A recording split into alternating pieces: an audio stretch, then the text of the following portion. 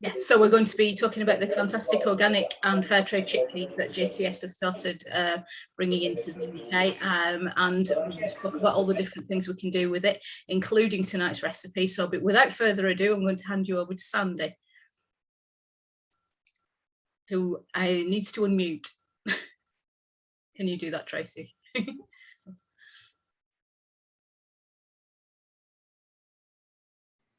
looks like I can't. Is that me? Am I there? Yeah. Right. Yes, perfect.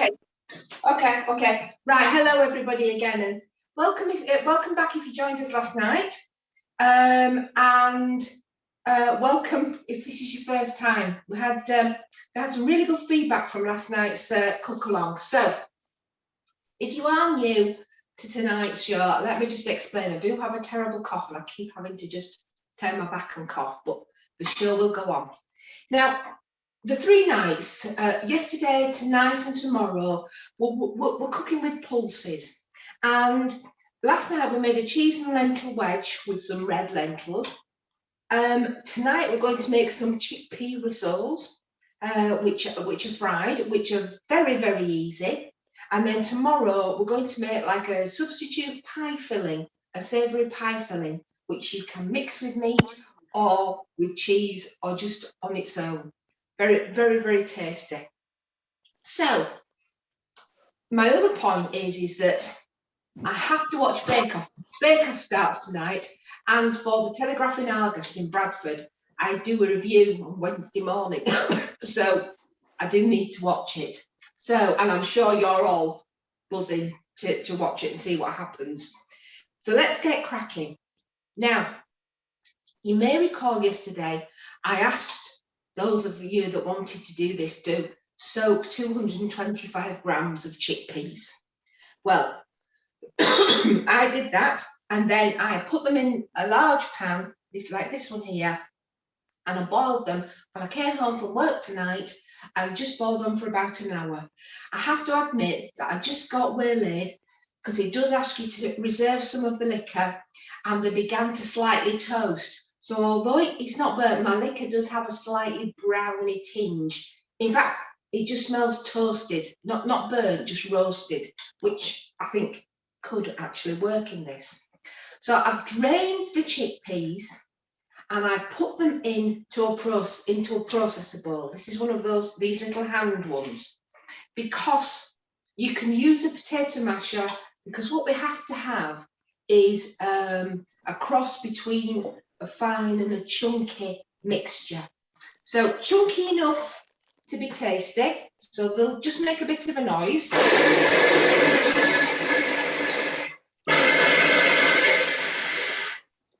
And fine enough to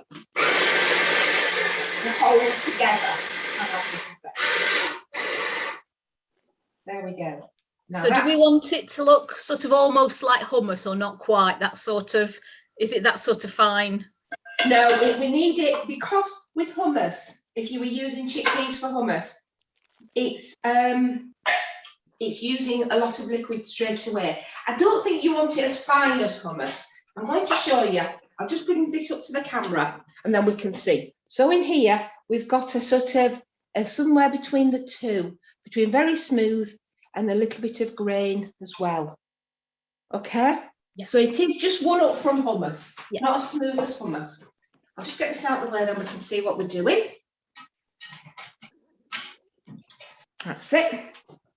Because actually, the rest of the mixture, what I want to say with this is that this mixture now once we've made it, will become something that we can coat in breadcrumbs, lay on a tray and open freeze, and then store them in a plastic box or bag and take them out, let them defrost, and so you can make a double batch. As we said last night, the chickpeas do come in a pound bag, a 500-gram bag, which is just over a pound.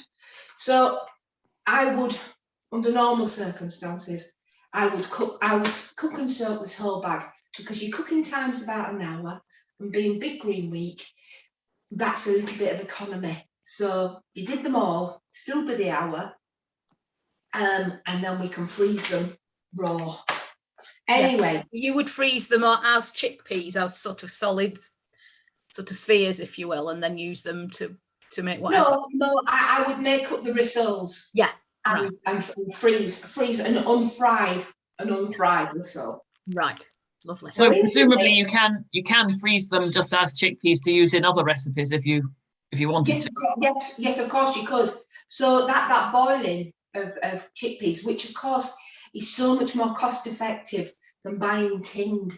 You know, I must say I have fallen foul of that and bought a tin of chickpeas because I think, oh, that boiling. But we've come such a long way with chickpeas and the growing of them and the because I can recall my mum boiling them for 2 and 3 hours and still never really getting them. So things have come on, and I think it's fair to say that you could freeze them, as Tracy said, in a bag, and then you've actually got that hummus mixture there.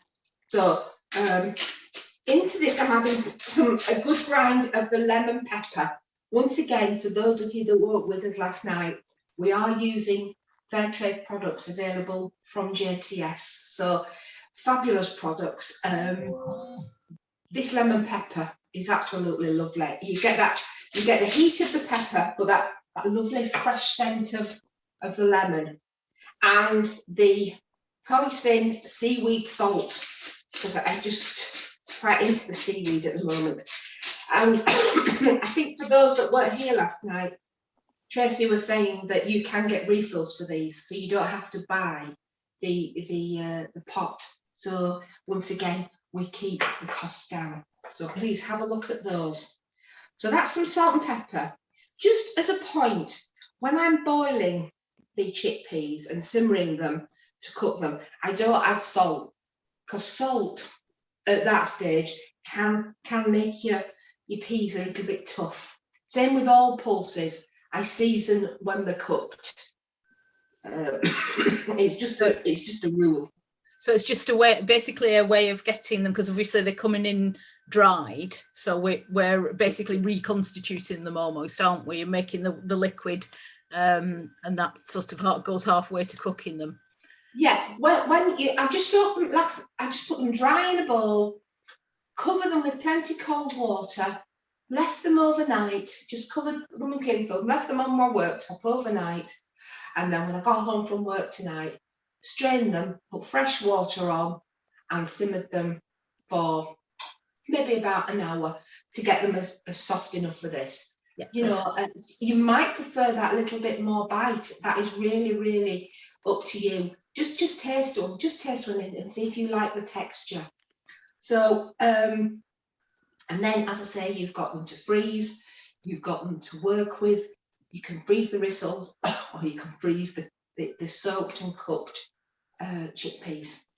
The price comparison, and so I think we probably will hopefully try and work it out in comparison to a tin, and the price of what you get from buying a bag of organic as well. You know, so we're a win-win situation, organic all over.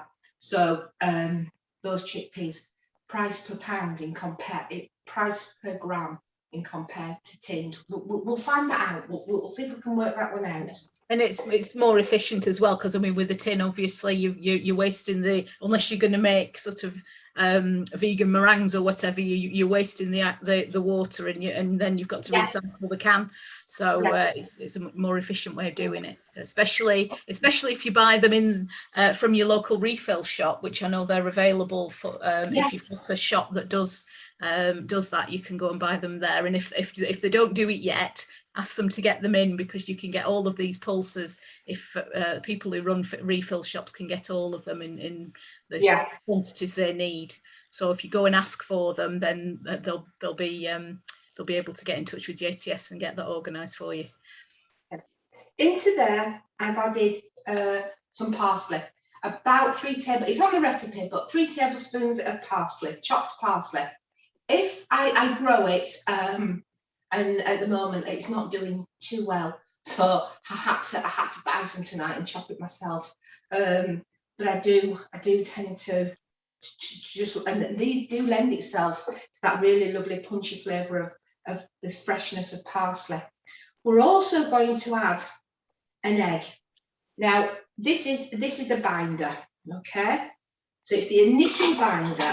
Once again, if you're making these vegan, there'll be a substitute, or it does say, I have written that if they're a bit too dry, use some of the cooking liquid. That's why we reserve it. And if you want to, there may be a little bit more crumbly, but you could just use, if you're vegan, you could just use all cooking liquid. So I'm going to just put in a little bit of the cooking liquid, because we need it to hot. This is why I wanted to do these tonight, because just to show you the texture that you need to get. I mean, it's fair to say that those of us that do eat pulses and are used to them, the thing is with chickpeas, they look incredibly dry, and these rissoles do look dry, but to bite them, they're not. It's a funny combination, but a quite nice one. They just look, oh, they look dry, but they're not at all. So that's just taken together. We've got salt and pepper, an egg, a little bit of cooking liquid, and what I decided to use tonight was some of the yellow curry paste,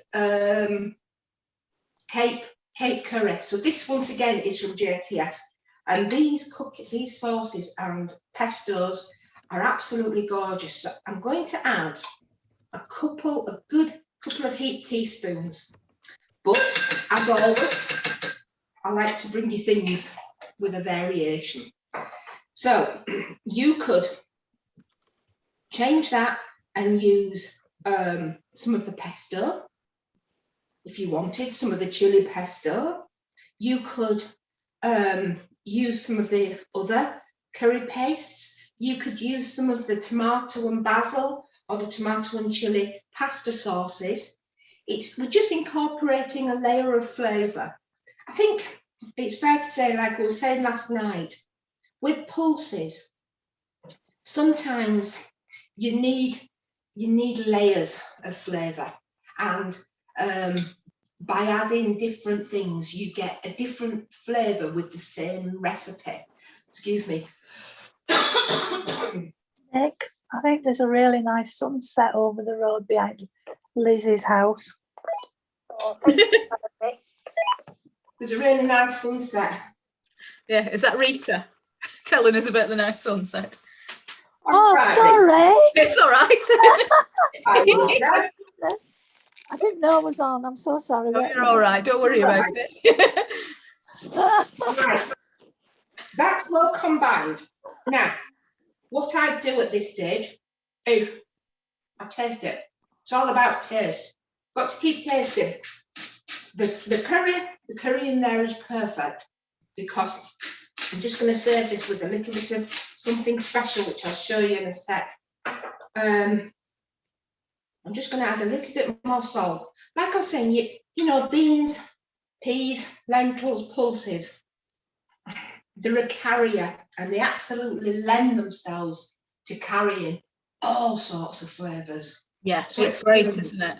There's so many different flavourings that are available from JTS. I'm just wondering if Tracy can tell us a little bit about where the herbs and spices come from, and the peppers and salt that Sandy's using. Yeah, absolutely. So actually, most of those things all come from our producer group, Turkle Trading in South Africa. So both the curry pastes and the Malawi Gold and things that were used last night, and the herbs and spices all come from Turkle Trading. Turkle Trading are a WFTO guaranteed suppliers, and they've actually been very, very heavily involved in WFTO. For anyone that doesn't know, WFTO is the World Fair Trade Organization, and essentially they assess and then audit you against the 10 principles of fair trade. And as I say, Turkle Trading have been a long-standing member, guaranteed member of WFTO. We've worked with them, I would say, probably for about 7 or 8 years now. We've brought in a variety of different things over the years, but the grinders seem to be some of the more popular things that we do and sell through pretty well. We've just, I think last week, received well, we did receive a container last week with some new ones, or in fact, actually, I think ones that we've done previously that we had not brought in recently. So I think there's a Hot Rocks one that's got some chili in it, and maybe a piri piri grinder as well. So some new ones on our website soon, once we've got them all unpacked and checked and so on. And the curry pastes come from the same producer group. Some of the work that Turkle do is really pretty amazing in terms of their Fairtrade fund and the way they support education locally through their Fairtrade fund. So they're in Southern Africa, is that right? Actually in South Africa, yes. Yeah. I remember years ago, Peter and Rain came and met with us at our warehouse in Paisley. And I think there's a bit of a perception that maybe you don't need to be bringing products in from South Africa because it's a comparatively wealthy country. I think what that absolutely doesn't do is recognise the differences that exist within South Africa. Yes, there is an element of wealth, absolutely, but there's also very significant elements, and I think particularly through the pandemic and so on, real elements of disadvantage, and they do some amazing work with some of the disadvantaged communities. The other thing that they really spoke a lot about when they came and visited us was the whole added value, the fact that the value is being added in South Africa, and that they work with groups in South Africa to do that, so that it's not just the component commodity that's coming to the UK as a fair trade product, but that it is the work to pack and so on, or to make the sauces is done in South Africa, and the difference that makes, it was huge to the people that are involved.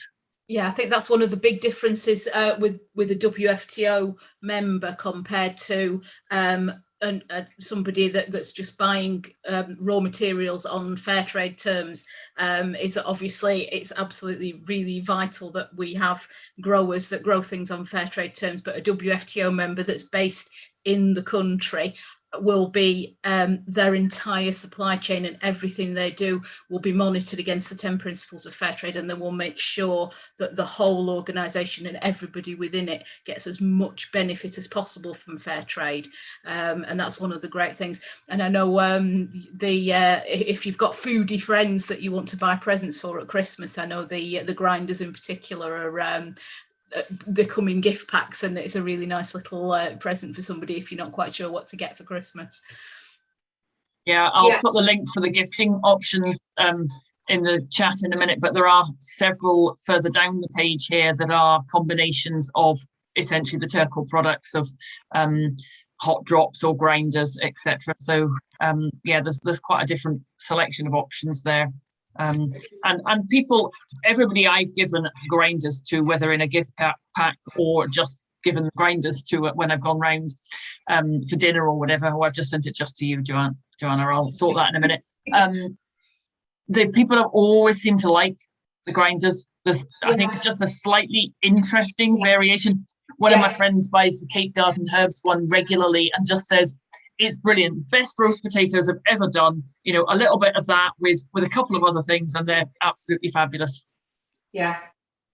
I just I've just been doing, now with the mixture, I hope you can see, but I've kind of do a texture where you can just take it in your clean hands and it forms quite a sausage shape, a Rissole shape.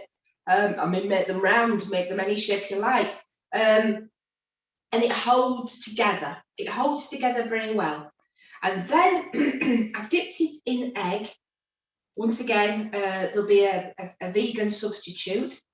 And this is what I'm using because I found that I used panko breadcrumbs, which was a lovely variation, but I found that the nicest coating was oat and wheat bran. Ooh, so it's got a little bit of wheat germ in, but the lightness is bran. So you do get a little bit of a crunchy edge. So that while you were just talking there, I've just rolled them. So I'm just going to use that and just quickly wash my hands out of sight. Okay, Now, I've got here a pan. Now, just remember that when we're frying, it's not going to take so long because, and it doesn't have to be, as you can see, this is not the deepest, you know, because not everybody's into frying, I understand that, but this is kind of like semi, half deep, you know, semi, so they're sticking up, so we just need to turn them. But if you wanted, you could spray them with oil and put them in the oven, in a hottish oven. The choice is yours. You could fry them shallow in a frying pan or on a griddle like I have here. But just because on the recipe I've done this, I'm going to bob them in here. Now these tabletop hobs are always slightly not as hot as your own cookers, but nevertheless it keeps me in front of you without you having to watch my back. So I'm just lowering these in. We are just browning the outside and heating up the inside because actually everything is cooked. So it's not as though we're cooking anything, we just need them nice and hot. But once again, once they're browned, you could nicely put them in the oven and let them heat through on the inside. We've had a question from Gaynor asking, would they work in an air fryer? I don't see why not. I don't see why not at all. No, Gaynor. I can't see there being a problem with an air fryer. I suppose it's one of those things that it might be nice if you tried and let us know. Yes. You could feed back. So I don't have an air fryer. But if you could feed back as to whether they work, we can tag that on to the recipe to say that, yes, they do work in an air fryer. I know a lot of people have them now. Now, I've kind of put them all in. So it's kind of taking the heat down a little bit. I might just lift that over behind me to get these cooking. On the gas. Now we're cooking on gas.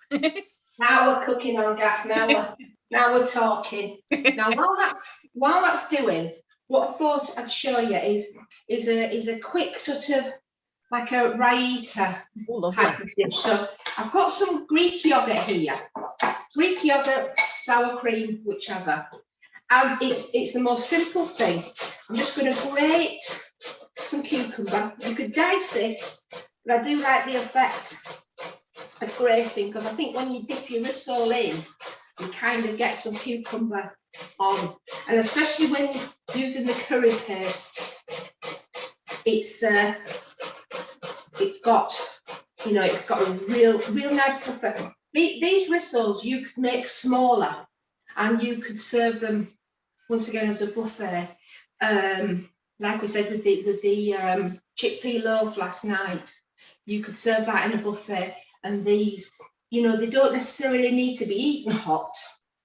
But once they're fried, you can bob them into the oven just to warm through.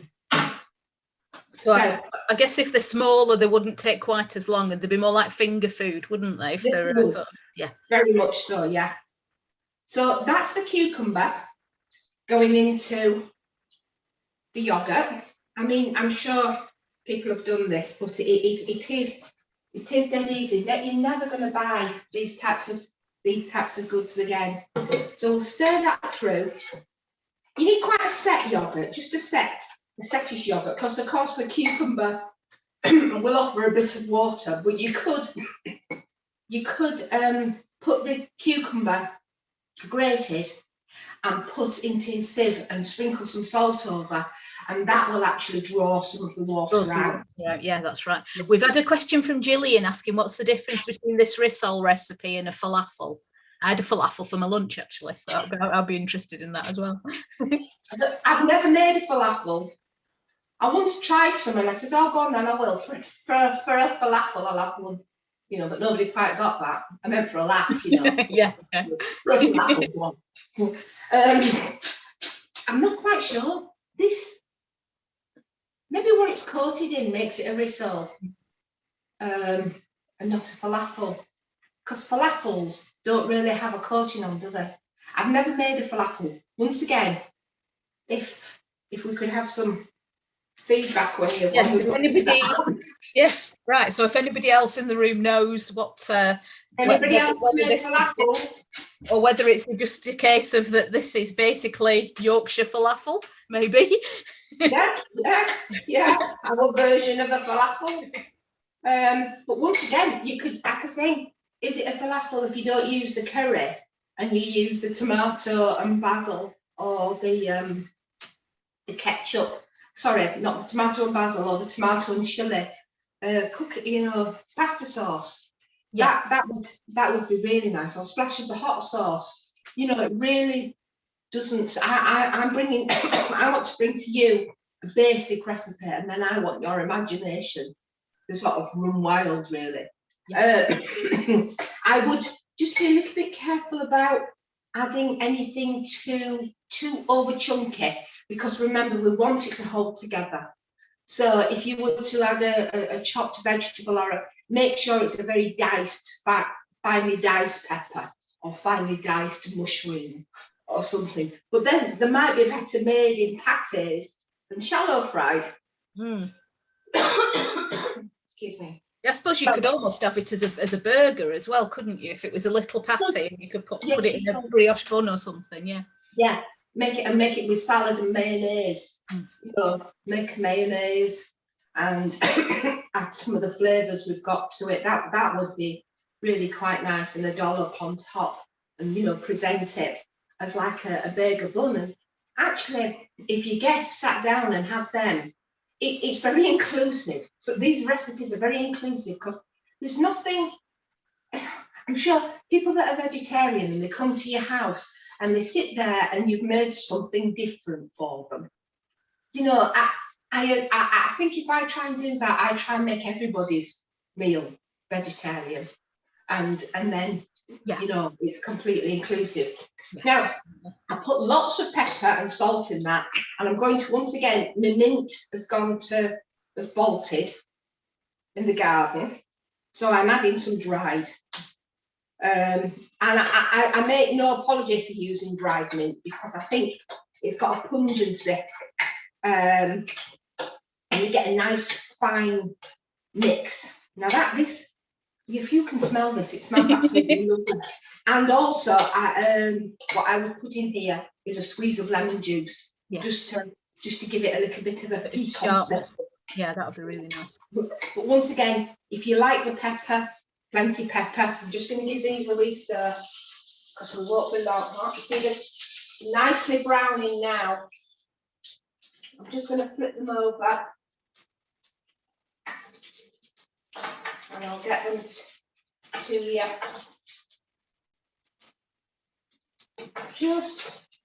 That's it.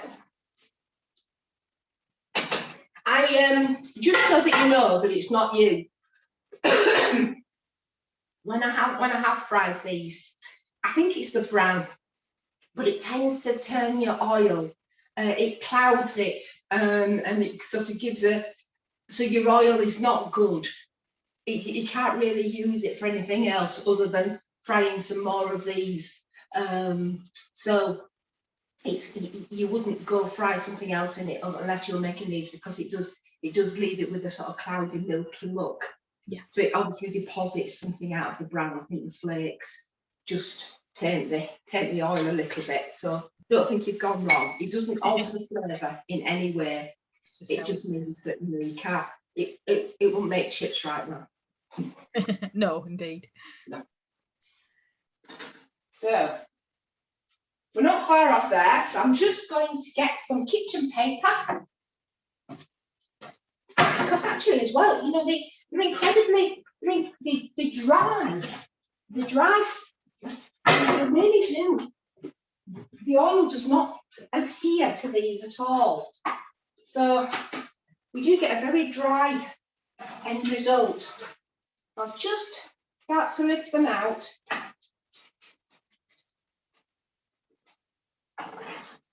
I wish we had smell-o-vision, because my kitchen smells lovely. Yes, I bet it does. I thought the same thing yesterday. I wish I could smell what you were cooking. Yeah, I took some of the one yesterday to work for my lunch. I gave it to the head teacher, who is very into eating a lot more pulses. And of course I sliced it, and the feta sat in cubes. Yeah. And then tonight for my partner Tom, because I said, you can't have tea, you can't eat tea, I've got to keep the kitchen clean. And I said, I've got some of that lentil loaf. I said, I'll just put it in a dry frying pan and just kind of like browned a couple of slices. Yeah, almost like toasting them. Yeah. And put it in a sandwich, and it was absolutely made up. Because the feta slightly just caught a little bit and gave it an additional flavour. Yeah, lovely. So, you see, that's all it took. Now, these, let me just show you these. So this is what we've got. Okay. So they're just just sort of starting to just pop out almost, aren't they? A little bit. So we know they're cooked. And then what we've got inside, let's cook them, is we've got that sort of very, like I said, it looks dry, but it's really, really moist. And I would really nice with the dip. Yeah, I would do this as a starter, most definitely, with possibly a little green salad, and then a good dollop of Raita, and then on a board. I'm into boards. Because you only wipe them clean. Yeah. Then I'd kind of just lift it up and serve that with a little, possibly a little bit of greenery, a bit of cress, bit of something like that. And I think it's fair to say that would be, that would really make a lovely supper dish, or a light tea, or a lunch, or a buffet. And just those, please just experiment with those flavours. And in fact, I'm just going to have a bite. Have a go. Obviously, taste tests are really important. Yes, Tracy's been doing some investigating about, you were saying earlier about the price difference, chickpeas in a tin. So, Tracy, what have you found out? I think just some really basic stats, that you need about 50 grams of dried chickpeas to make a 400-gram tin of chickpeas. So you'd get essentially at least 10 tins out of a bag of chickpeas, out of the 500-gram pouch. The number that I was given was slightly less than 50, so at least 10. And very quick look online at a tin of organic chickpeas from Tesco's, 71p, so it would cost you about £7.10 to get 10 of them. So the fact that the bags are £2.50, I think, is that right? Sort of, you're about a third the price. Yeah. Well, yeah. I mean, that speaks for itself, doesn't it, really? That we've got 10 tins in a pound bag.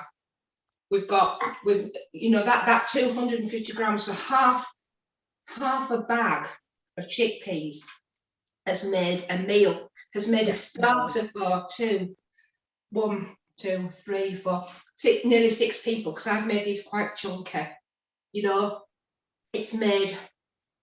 It's made a main course for 3. I guess there is the cost of the gas to sort of, or whatever your fuel is to do the boiling, but even bearing that in mind, you're definitely making a serious saving, and you are putting an awful lot less waste into the recycling chain, or whatever you want to, in terms of the weight of transport and so on that's gone into moving around the tins of chickpeas, but also and we are going to need to look at the plastic pouches, but at the moment that's what was available from the supplier in India, and we're well aware that people will want us to look at alternative options to that, which is partly why we've got the 25 kilo sack option. Last night I asked for anyone that was on the call to give us some feedback on whether the 500 gram pouch was the right size or whether people would prefer bigger.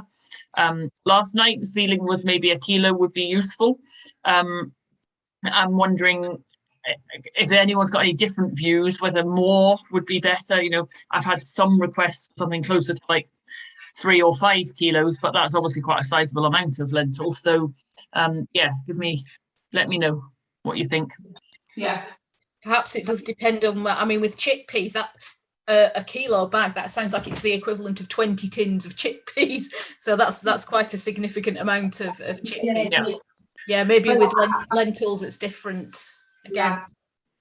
I think it's fair to say that I would most definitely, if I'm on a boiling spree with chickpeas, I would do myself a good couple of loads, one for rissoles, couple for hummus, you know, and just know that I've done them, because you know, as long as your pan's there, the same boiling time really. It's just the volume. So I think, as I said, please give these a try. Okay, it's surprising they're not the most exciting looking thing I've ever made. However, the flavour, the dryness, the bran. I'm just gonna lift these off, and the bran, it's hardly left any. It drains completely away. So that is a very dry. I have nothing on my fingers grease wise, you know. So yeah, that's the thing, because people think deep frying is going to be really sort of messy and you'll end up with and actually unhealthy, but actually this really looks like it's healthy. And Gillian's suggesting that we could use a pressure cooker for chickpeas, and that would reduce the cooking time. So the hour that you boiled it in a pressure cooker, probably 15-20 minutes, something like that. So, yeah, and I think what we've got to try and do is we've got to take away that myth of a chickpea being a hard little bullet, you know, that's unusable unless you know what you're doing. I mean, once you've got them cooked, once you've got them soft, which is just a case of simmering in a pressure cooker. I mean, I don't know if you were slow cooking something.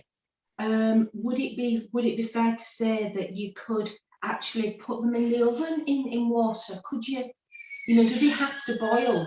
I will experiment that, and I'll see whether they do cook in the oven.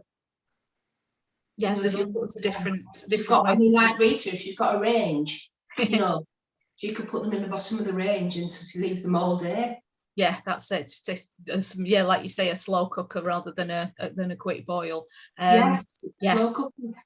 I think this is the thing, because chickpeas, they look like baking beans, but they're not baking beans, like you said. They're not this hard little thing. And talking about baking, we've got Bake Off coming up in 20 minutes. I know. So you're going to have to go. So I'm just gonna ask you one or two questions about when you were on there. So I know that's what people are interested in. So obviously when you were on Bake Off, was it 2015? So it's about 6 years ago now. Yeah. I was on New Year's Day 2018. Yes, when I got a Hollywood handshake, I'll have you know. Yes, indeed. So was that the highlight of your career so far, getting the Hollywood handshake? I thought, oh, do you know, John, no, I'm not bothered about Hollywood handshake, no. And when he put his hand out to me, I grabbed it with both hands and then kissed him. And then cried, because I never actually thought, I never thought, you know, I never thought it'd take me like that, but yeah, it did, you know. What had you just baked that got the whole handshake for you? A baked Alaska tart. So it was a chocolate pastry with a chocolate filling, so you know, like a chocolate tart filling, and then a mint chocolate ice cream on top that was green, and then you know, meringue piped round, toasted, you know, burnt it with a flame torch, and a little bit of mint in the top. And of course he thought my pastry was a bit thick, and he put his knife in it and it crunched and it was lovely, and he just said, that's one of the nicest things I've ever tasted. And how wonderful. I think that's our next challenge for a cook along is Yes, yes, I can make that with pride. Yes, absolutely. It sounds absolutely delicious, and obviously we couldn't. It's the sort of thing that would be easy to make fair trade with all that chocolate in there. It was all the cocoa, because there's a lot of cocoa in the pastry, yeah, which actually makes nice cookies as well, because it's just such a rich pastry that you can make it into a pastry, or you could cut off a few chocolate biscuits.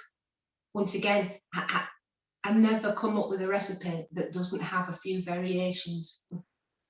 Yeah, you know, because exactly. I do believe that you could that most people starting out on the world of baking and cooking only need about 5 basic recipes, and then all you do is adapt. Yeah, exactly. I mean, there's a comment from Barbara saying that she's always been scared of cooking chickpeas with the fear factor of worrying about whether they're cooked properly or not. But I think you probably agree with me. I think just experiment, just go for it.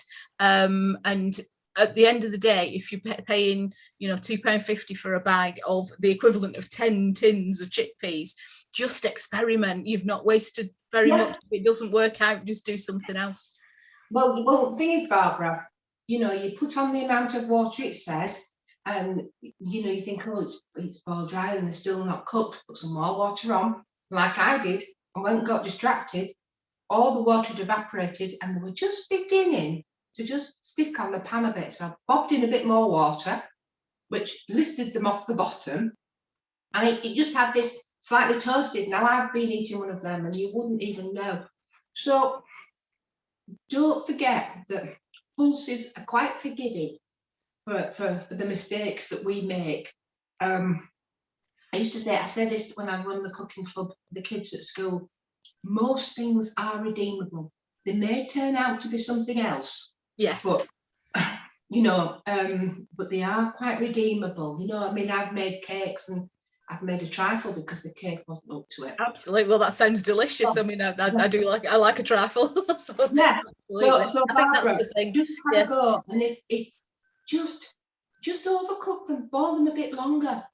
Once again, your chickpeas, your friend. All the pulses are your friend. They're not going to scorn you for getting it wrong. Just, as I say, just go there and keep tasting one until it's how you like it. Some people like that little bit of grittiness about it, about a chickpea.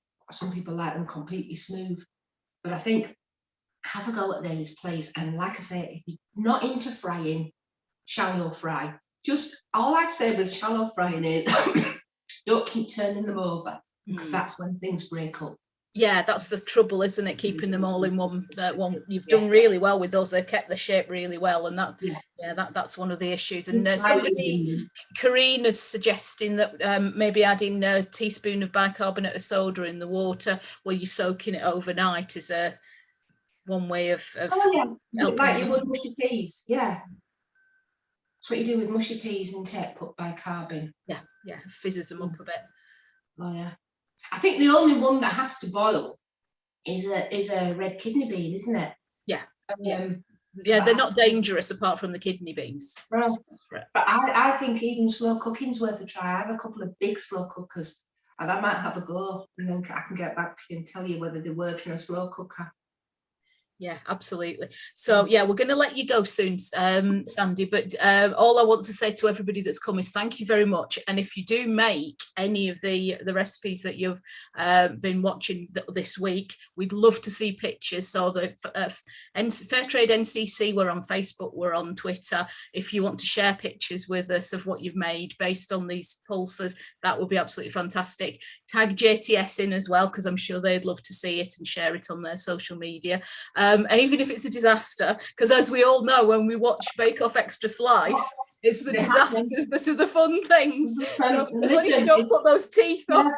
I've just posted in the chat, there's a video on the JTS website on how to prepare chickpeas. I can't remember, Sandy, if that was you or somebody else, but it's just really what you've just explained, but just a wee video for it. And it's what I used when I first did it, because I was like, not quite sure what I'm doing here. So there's that, and there's also quite a few other recipes on our website, either for the pulses or for other ingredients that we do. But certainly, and your recipes are up there from these 3 demos as well. Okay, yeah. And tomorrow night, we're doing this like an alternative pie filling using the toad dal or yellow split peas. And that's a nice little, once again, a one pot wonder. So you could put it in a pastry pie, you could put mash on top, you could put a savoury crumble on top, you could use it as part of something else, as a bulk filling or all on its own. It's a nice one. It's a nice one, is that? Yeah. So join us tomorrow for that. Absolutely. So yeah, we're going to post up. Gillian's asking about the recording, so we're going to be posting these on JTS's YouTube channel, and we'll also share them to the Fairtrade Yorkshire YouTube channel. Once they're up, then I'll share them on social media as well. So make sure you're following the Fairtrade NCC and JTS on social media, and we'll make sure that you get to see all three if you've not managed to watch them all. And let's go and watch Bake Off. All right then. See you later. See you tomorrow, everybody. See you tomorrow. See ya. Bye-bye. Bye.